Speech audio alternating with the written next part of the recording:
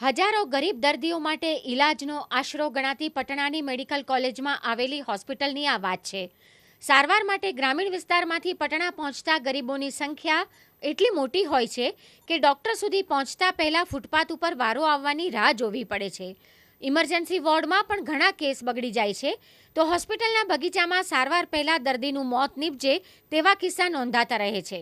तो वो तो इसका मतलब मारने के लिए भर्ती करते हैं पेशेंट को कि ठीक है तू आया है ना, तू आ जा ठेले पे, तू पोटली भर के लाया है, रुपये तेरे रुपये भी गंवा के जा और पेशेंट भी गंवा के जा. हम लोग ये बात एकदम कह सकते हैं, इंसानियत के नाते मेरी आत्मा रोती है, मगर यही सच्चाई आज के दिन की. पीएमसीएच का एक जूनियर डॉक्टर ऐसा बोलता है, सीनियर उसको यही सिखा रहा है. દર્દીઓના કબ્રસ્તાનનું વિરોધ પામેલી આ હોસ્પિટલમાં પ્રતિવર્ષ મૃત્યુની સંખ્યા વધતી જાય છે. માહિતી અધિકારના કાયદા હેઠળ મળેલી વિગતો પ્રમાણે 2006માં આ હોસ્પિટલમાં દાખલ થયેલા 67,582 દર્દીઓમાંથી 6,296 દર્દીઓના મરણ થયા હતા. હવે તો હોસ્પિટલ પોતે બીમાર પડી ગઈ હોય તેવું લાગે છે. મકાનની અંદર તથા બહાર દેખાતા કચરાના ઢગલા અને વોર્ડની બદતર હાલત જુઓ, જ્યાં ડૉક્ટર તથા નર્સ સદાય ગેરહાજર હોય, દવા પણ પૂરતી હોય નહીં, તેને હોસ્પિટલ કેમ કહેવી? સિટી સ્કેનથી માંડી એક્સરે સુધીની મશીનરી બંધ હાલતમાં હોય ત્યારે દર્દીઓને ભગવાન ભરોસે જ ગણવા રહ્યા. પછી ભલે કળિયુગમાં डाक्टर ભગવાન સ્વરૂપ મનાતા હોય. यहाँ दवा बाहर से जो लाना पड़ता है वो गरीब मरीजों को काफ़ी परेशानियों का सामना करना पड़ता है. लोग पीएमसीएच में आते हैं कि कम से कम पैसों में इलाज हो जाएगा, मगर यहाँ होता विपरीत है. डॉक्टरों की मनमानी होती है. वो लोग हॉस्पिटल के पुर्जे पर दवा न लिखकर अलग से एक छोटे कागज़ पर दवा लिखते हैं और बाहर से दवा मंगवाते हैं. पाइल्स का एक केस था अशोक जी, उनके लिए हम लोगों ने 4 यूनिट ब्लड अपनी तरफ से डोनेशन करवाया. उनका डॉक्टर सुधीर के वार्ड में थे, वहाँ इतना बुरा सलूक होता था उन लोगों के साथ. नर्सेस गालियाँ बकती थी, डॉक्टर राउंड पे नहीं आते थे, सुबह आ गए तो शाम को कोई नहीं आता था. नर्स न तो कुछ फाइंडिंग लिखती है चार्ट पे, न डॉक्टर कुछ फाइंडिंग लिखते हैं चार्ट पे. હોસ્પિટલના વહીવટી તંત્ર પાસે દર્દીઓ ફરિયાદ કરવા જાય છે ખરા, પરંતુ લાચાર અને બીમારની આજીજી બહેરા કાને અથડાઈને વ્યર્થ બની જાય છે. માંદગીમાં ઈલાજ માટે યાચના કરવાની લાચારીમાં કોઈ શ્રાપ આપવા જેટલી શક્તિ હોય છે.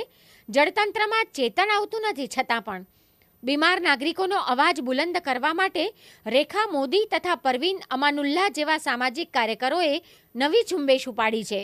बीमार दवाखाना इलाज करवानी. रिपोर्ट दिखलाने के लिए गए तो करीब 12 बजे वहाँ पहुँचे, तो वहाँ रिप्रेजेंटेटिव लोग से बात विचार कर रहे थे. साहब जब हम बोले कि सर देख लीजिए मेरा मरीज है, रिपोर्ट खाली देखना है, तो सर वो बोले कि 12 बज गया है, टाइम ख़त्म हो गया. तो सर हम थोड़ा सा भटक गए, परेशान होने लगे कि अब रिपोर्ट दिखलाना है, जाँच उच के दवाई ववाई लिखलाना है, जाँच उच जो लिखे हुए हैं इसमें क्या शिकायत है क्या नहीं है. तो हम सोचे कि ये रिपोर्ट दिखला के दवाई लिखाएंगे. अब वो बोले कि नहीं, टाइम ख़त्म हो गया है, जाओ दूसरे दिन आना. कम से कम गरीब पेशेंट्स को बख्शें और जो करना है करें भाई. हम लोग को इनसे कोई अगेंस्ट नहीं है. हम लोग चाहते हैं कि ये ड्यूटी रोस्टर पे पक्के रहें. हम लोग सुप्रिंटेंडेंट से बहुत प्रेम से मांग रहे हैं, इन लोगों ने नहीं दिया. हम लोग चाहते थे कि लोग हम लोगों को डॉक्टर्स का रोस्टर, नर्सेज का रोस्टर दे दें. नर्सेज एक यहाँ पे अपना नाम का लेबल लगा के डॉक्टर और नर्स घूमें तो पता चले पेशेंट को कि ये डॉक्टर है, ये नर्स है. लेकिन ये नहीं हो रहा है ऐसा. હોસ્પિટલનો વહીવટ સુધારવા માટે પરવીન તથા રેખાએ માહિતી પ્રાપ્ત કરવાના અધિકારનો કાયદો હાથમાં લીધો છે. हम लोगों ने सबसे पहले डॉक्टरों के बारे में पूछा है कि डॉक्टर लोग अपने रोस्टर को किस हिसाब से फॉलो करते हैं, कितनी देर आते हैं, कितनी देर जाते हैं, क्या क्या करते हैं. और पिछले कई सालों का हम लोगों ने रिकॉर्ड मांगा है कंप्लीट. जब हम लोग ये सब देख पाएंगे, समझ पाएंगे, तो हम लोग उसको जनता में बताएंगे कि यही हो रहा है. गलत अगर नाम सही नहीं है, एड्रेस सही नहीं है या लिस्ट ऑफ मेडिसिन सही नहीं, तो उसको हम लोग ओपन करेंगे. ये हम लोग इसीलिए मांग रहे हैं सारा हम लोग. प्लस इसका परचेज रजिस्टर, स्टॉक रजिस्टर जो भी है वो सब हम लोग ले रहे हैं. માહિતી અધિકારનો કાયદો ઘડાયા બાદ સરકારી હોસ્પિટલમાં ગોટાળા અને ગોલમાલ કરવી અઘરી બની છે. જિંદગી સાથે મોત સુધી પહોંચાડતી બેદરકારી હવે કોઈ ડૉક્ટર નર્સ દાખવી નહીં શકે.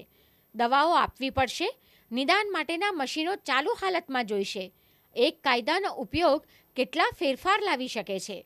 હજુ પણ પરિસ્થિતિ સુધરશે તેવી આશા રેખા અને પરવીનની સાથે દર્દીઓને પણ છે.